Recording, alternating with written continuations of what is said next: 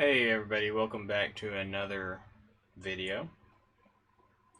Today we are of course taking a look at our SNES RGB Bypass Plus Dejitter board.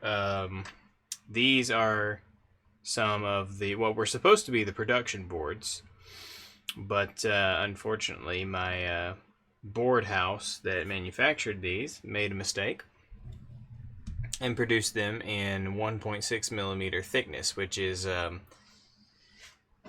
twice as thick as they're supposed to be. This is a prototype board from earlier, and as you can maybe see there, these production boards are quite a bit thicker. So I have a new order of production boards being produced right now, hopefully in the correct thickness. I was very explicit about that.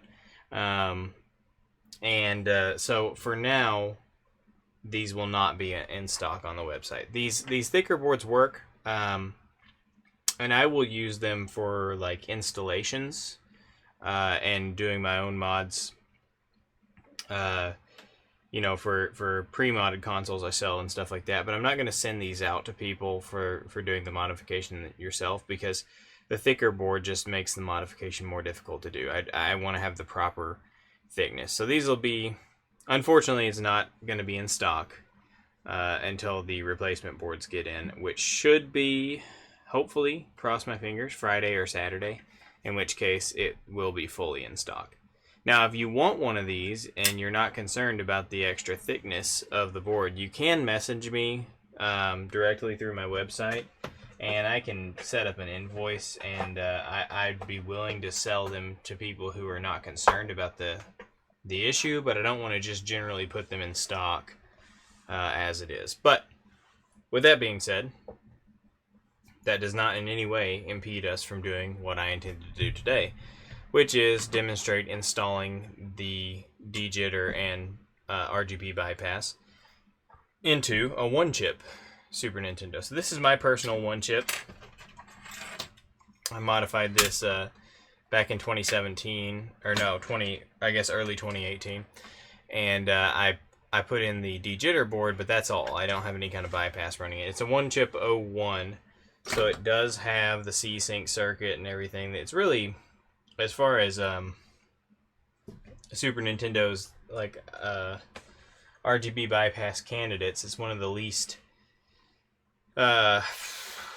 necessary, I suppose you could say. But I have an issue with this particular console, which is that it produces the vertical bar, the infamous vertical bar in dark scenes. It's really pronounced in this one. And I know I could probably replace some capacitors and knock it out a little bit, but I know a surefire way to knock it out is an RGB bypass. Or at least that's what I'm hoping. I've always heard that bypassing the RGB circuit in these produces much better results. So that's what we're going to do. We're going to pull the old Dejitter mod off of this board, and we're going to replace it with this one, and also do the bypass here. So for the bypass, one thing we need to do is we need to remove some resistors. So let's see here. See if I can get you even closer. So right here we have resistors 17, 15, and 16. Those three need to be removed because those are the R, G, and B lines going up to the AV output. And we need to be rid of those so that our RGB mod does not interfere with the existing RGB circuit or vice versa.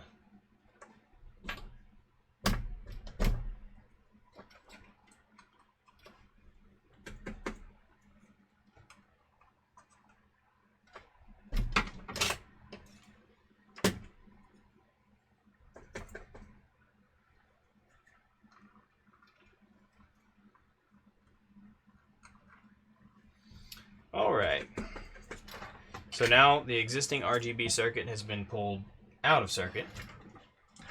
Now if you were installing this on a one chip 01 or one chip 02, This area down here, R12, would still be there. That's already been removed because of the previous dejitter mod. So we're just gonna desolder the old dejitter mod from there. But that's already been removed, so we don't even have to worry about it. And we'll go ahead and pull this off of R9 as well. And then down here with the old dejitter mod, we'll just swipe that right off of there.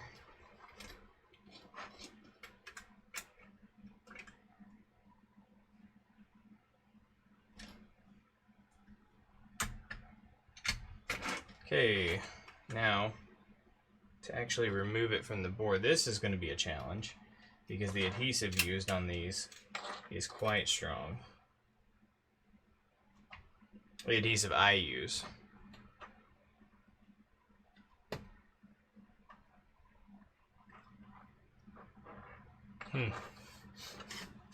It may not come off. Let's see here.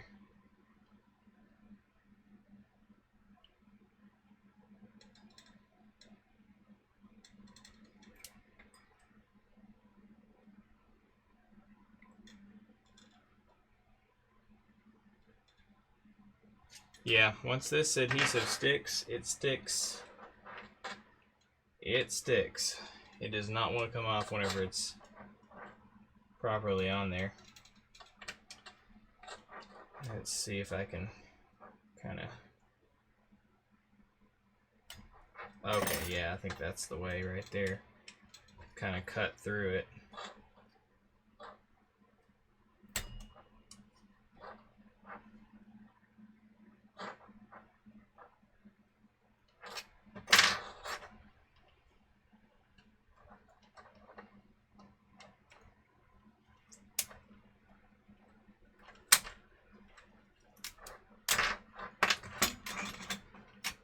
There we go.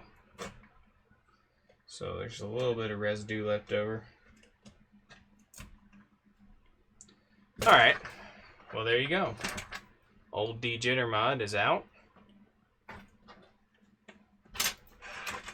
So, now our focus turns up here.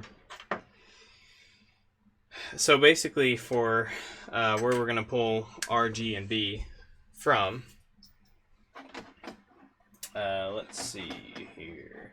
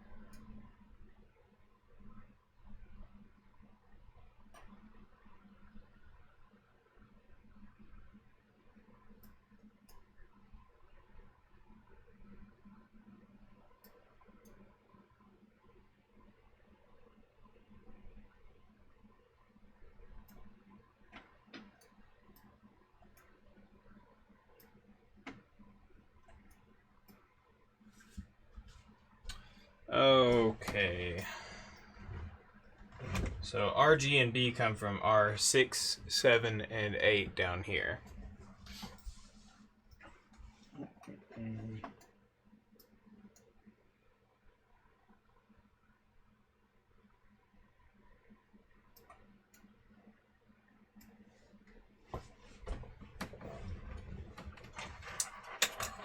So what we're going to do is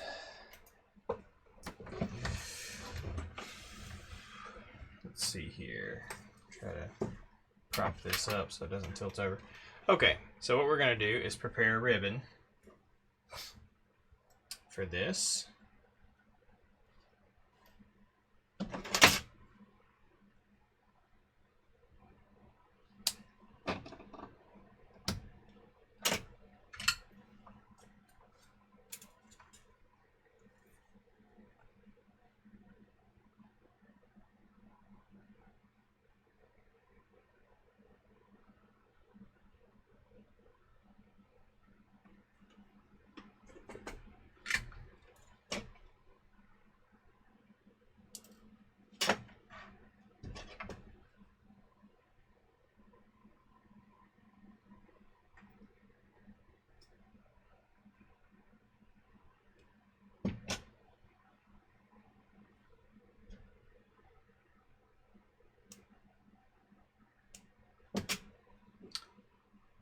Okay. So we've got a pre-tinned ribbon here, and we're just going to poke it through the holes there.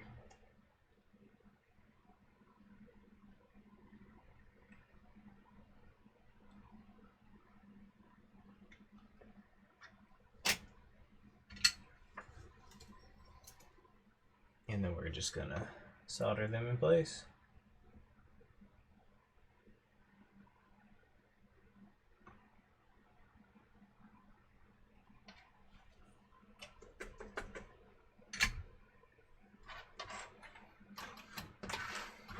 Okay, so that's RGB. And unfortunately, there's not really a good convenient way to route this that would be straightforward to where it needs to be, so we're just gonna kind of have to wing it like that, basically. All right, now for C-Sync,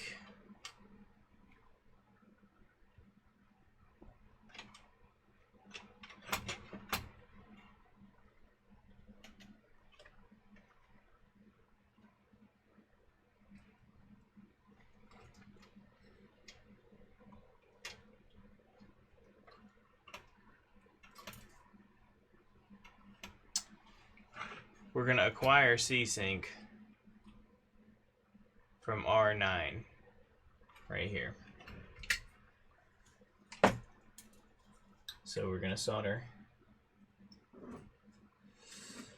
this wire right onto R9.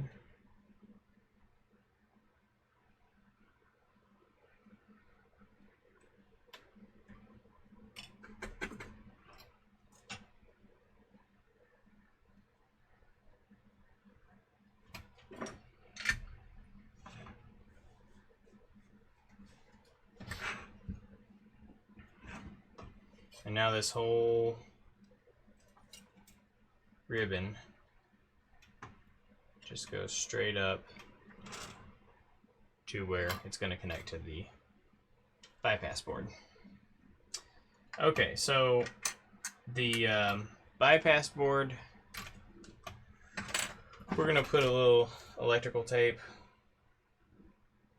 as always, to isolate some of the components on this main board. But the way the one chip is set up, there's very little, the way that the components on this one chip is set up versus how I have the bypass board designed, there's really not much that it can run into down there, because all the contacts that actually come through the other end here on the board that could potentially short out, they're just floating in the air, and all these components over here are over completely masked away areas. But it doesn't hurt to put a little extra electrical tape anyway.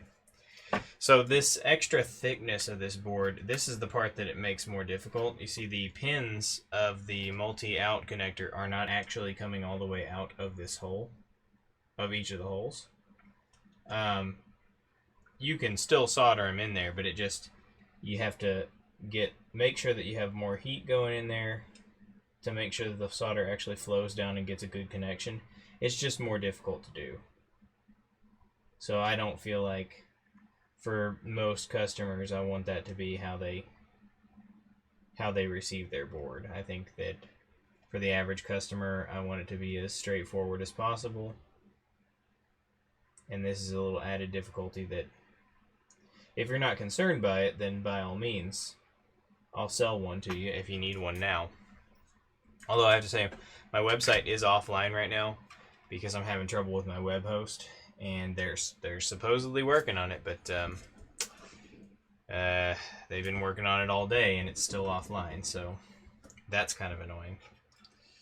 All right, so our wires from our multi-out, actually, you know, that's a possible way to handle it right there.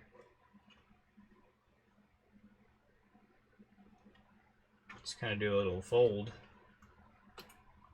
That may look a little awkward, but it's not bad. It's not a bad way to handle it, given the circumstances. And then the C-Sync line will just pull straight, since I already stripped it away from the ribbon cable anyway.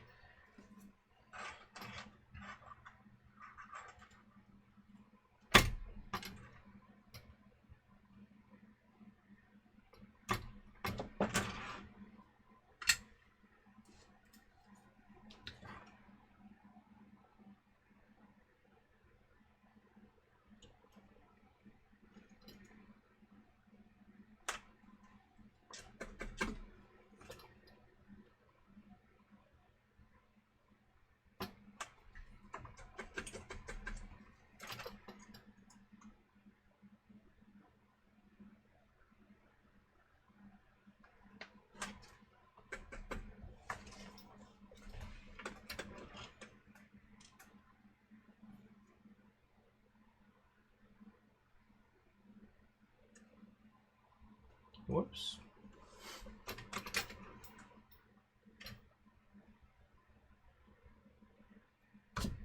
See if I can get the, oh goodness. This lighting is tough with the green PCB. I didn't realize that was going to have any effect on anything.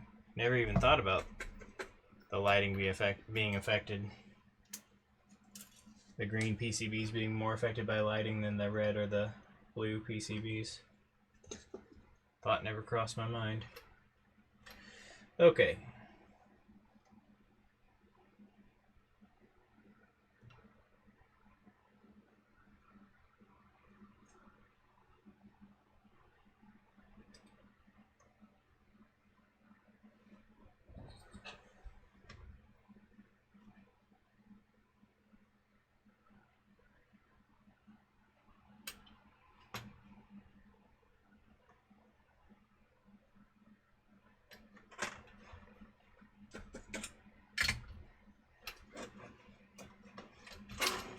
Okay. So the RGB portion of the mod is installed. Let's grab a little coax and install the clock line.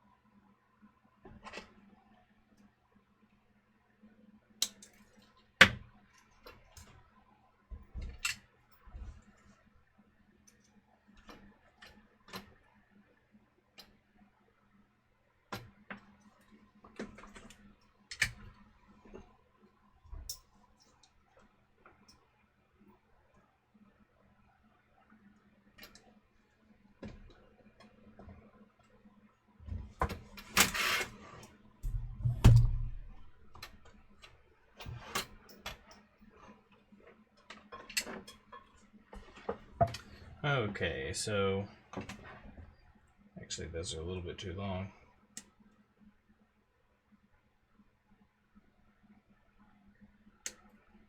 So this ends up being a fairly similar installation to the one chip from this point. You know, you've got your M clock line, and then you have your ground for your shielding for your coax. So that's that. And you bring your coax down here, and on the one chip, your crystal is down here. Now this one's already removed, so I don't have to remove it, but what we're going to do is we're going to install the crystal, the coax line. We're going to put the M clock signal right here into this pad, and then we're going to put the ground here.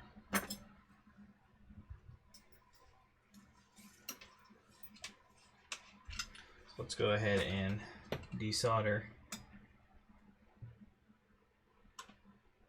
Solder wick these holes so that we can get a nice clean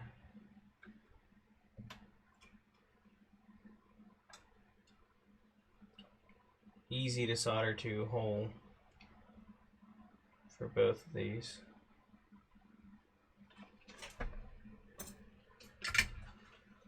Alright. Let's do a little quick sanity check. This is ground. Yep, this is in fact ground. Okay, so now just need to kind of assess how long our cable here needs to be, and to get in there, thinking that should give us just enough slack.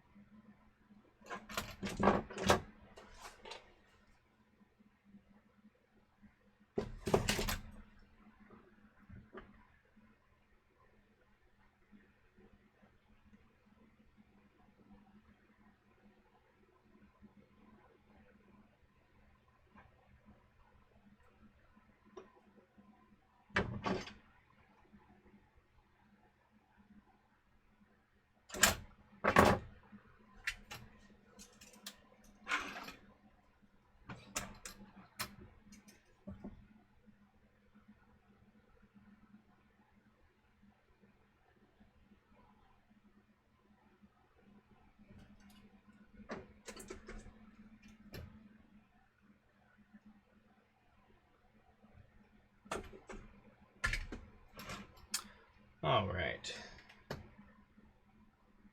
So, yeah, that's just about perfect.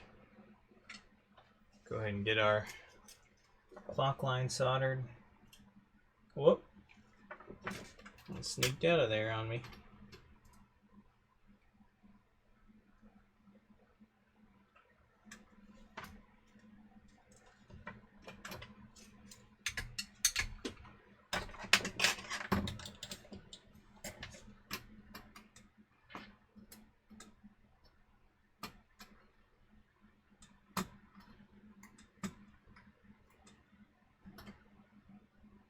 Obviously, the ground line is excessively long. It's going to be sticking out the other end pretty far, so we're going to trim it from the other side.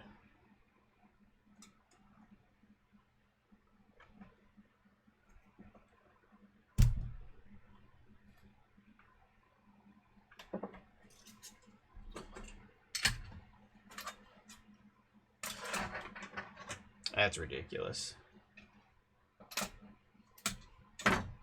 Okay, so now RGB and clock are installed. And on this 1chip01, that could be a complete installation for you. If all you're trying to do is, get dejittered RGB, I mean, that's pretty much done. But if you're looking to do a little more, then there is one more step that we can try.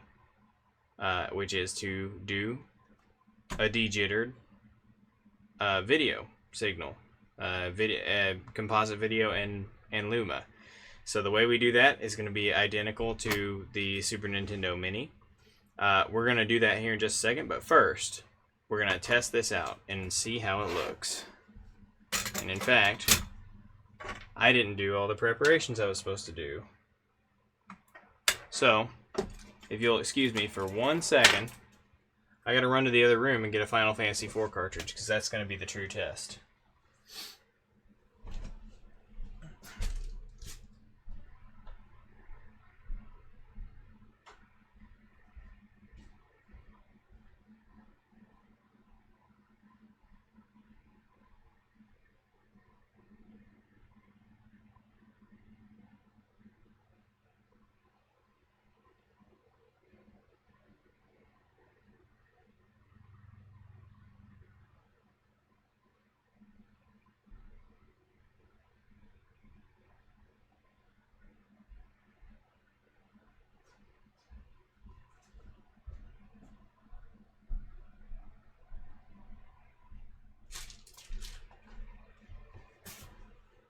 Okay.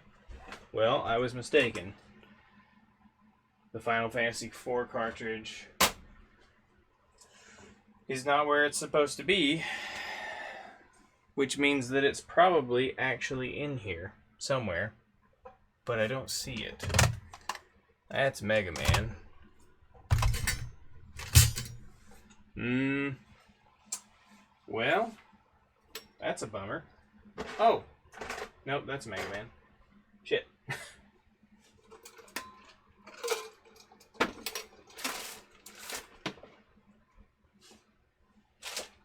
Well, damn. Final Fantasy IV is like the whole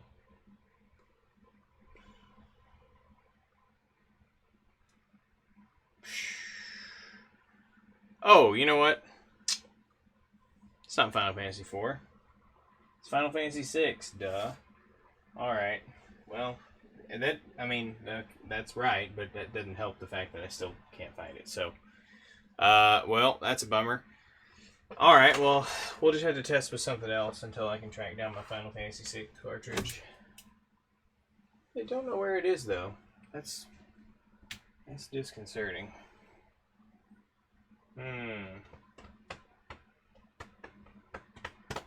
Suppose I could get the SD to SNES and I don't think I have Final Fantasy IV on there. Okay, whatever. We're gonna just test whatever I got here.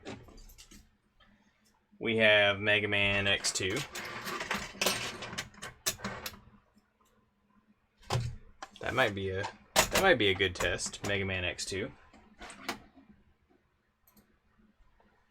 Let's find out.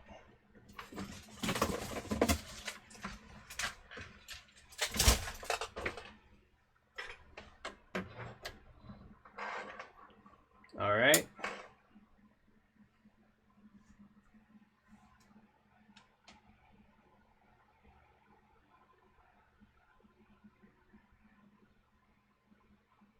Wow. What a great game.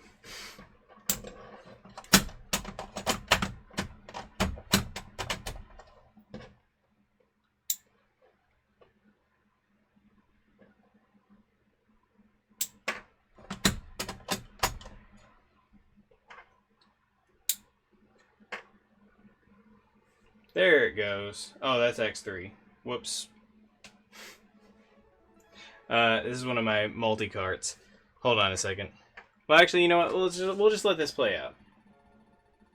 I mean, it looks pretty good to me. I've never had an RGB bypass on this Super Nintendo, but it looks pretty damn clean. And I you know, of course, Final Fantasy VI is like the perfect test for the vertical bar, because it really, that opening scene really highlights it. It's just like the perfect color to just amplify the issue. But I don't know where that cartridge is. So I'll have to find that later. But anyway, it appears to be a success. Looks good. So we're going to go ahead and power it back off. And now we're going to look into getting dejittered composite video and luminance sync. S video, if you will. Now the cool thing on the on the one chips, unlike the mini, you don't actually need to install the wiring and everything for S video, because the one chips already still have S video. They never had them removed. But the C sync is still, or the RGB encoder is the same here. So we'll only be running one wire, and that'll just be for sync. But it's going to be the same process. So we're going to take a look at the RGB encoder.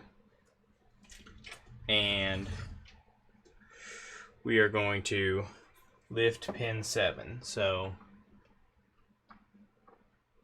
this one right here.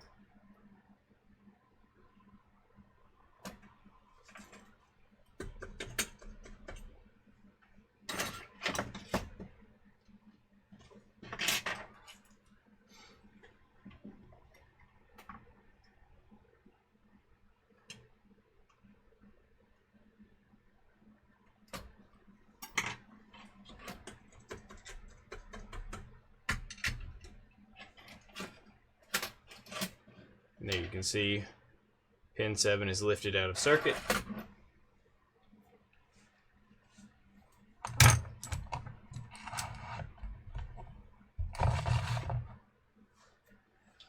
And we're just going to take a little bit of wire. And let's see here.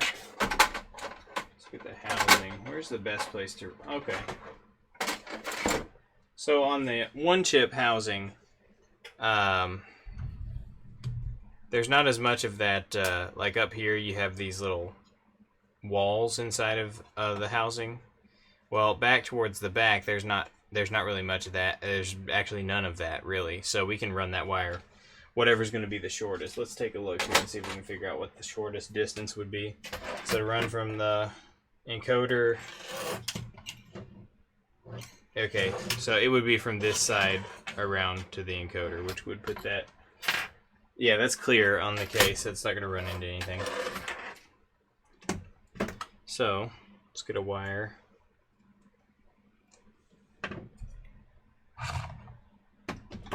Ready.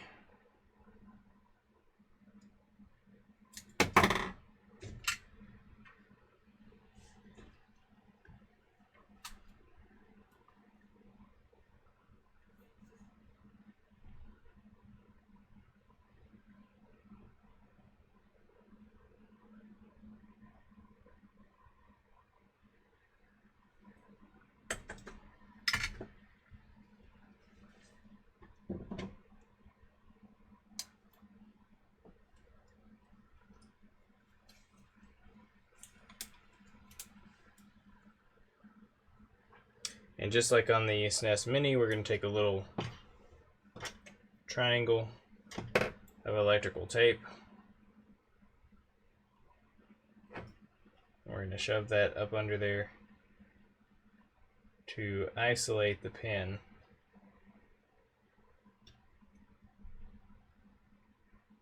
from the rest of the board.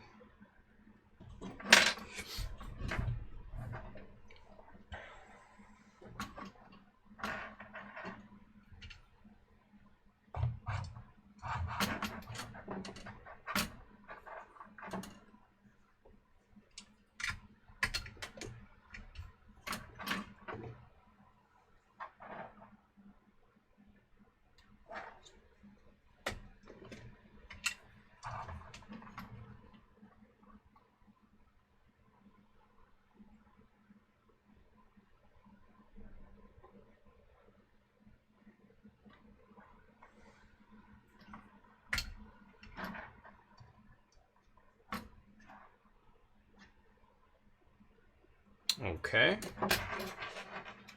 and we'll just run that around.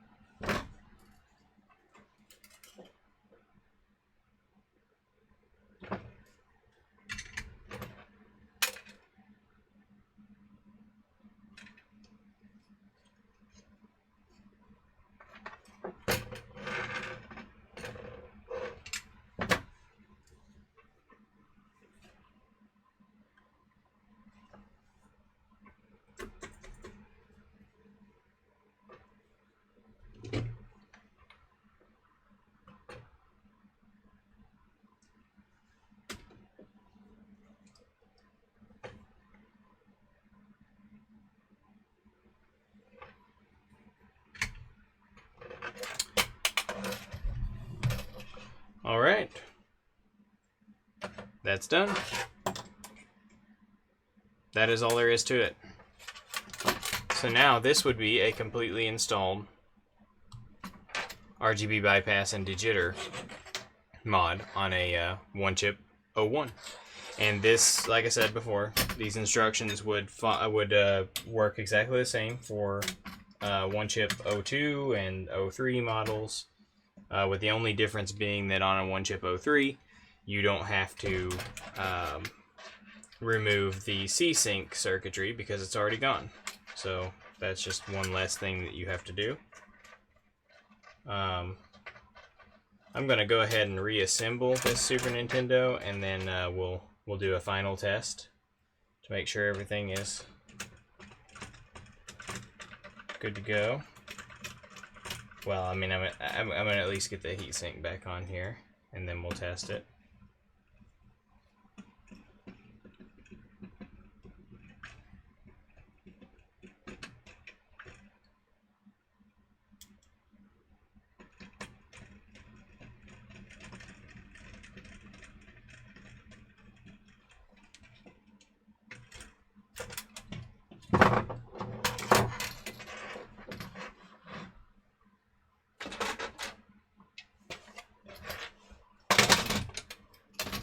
One thing you have to be absolutely careful about when you're working on old school, you know, fat Super Nintendos is that power switch, man. If that power switch hits a ground, if one of the legs here smacks into any grounded point on the board, you'll short the system out, and you'll fry the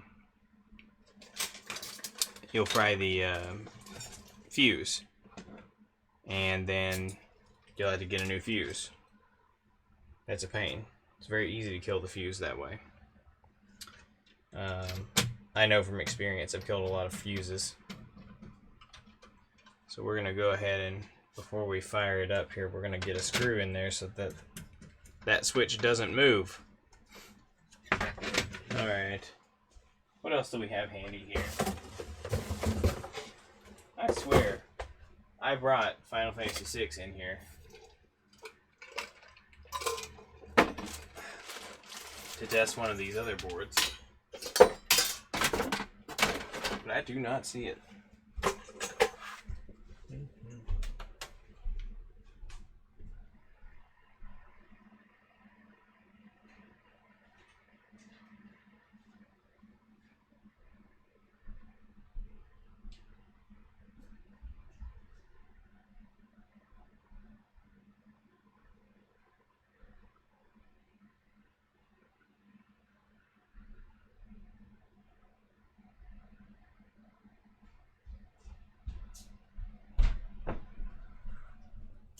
Ha! I found it. Okay.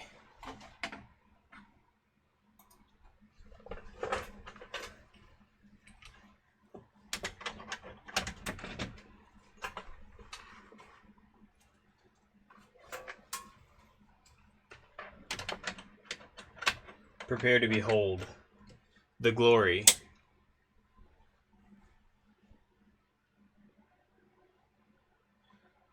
Well, I don't know about you guys, but I don't see a vertical bar. I see a very consistent image across the board that looks quite good. So, yeah, that's great. So this Super Nintendo is my personal one chip. It's the one that I play all my Super Nintendo games on. So now that it's RGB bypassed, it's going to look even nicer. How exciting. Well, hey, thanks for watching. Hopefully, if you need to install a bypass and dejitter mod on a one chip, you got all the information you need now. And we'll catch you next time. Later.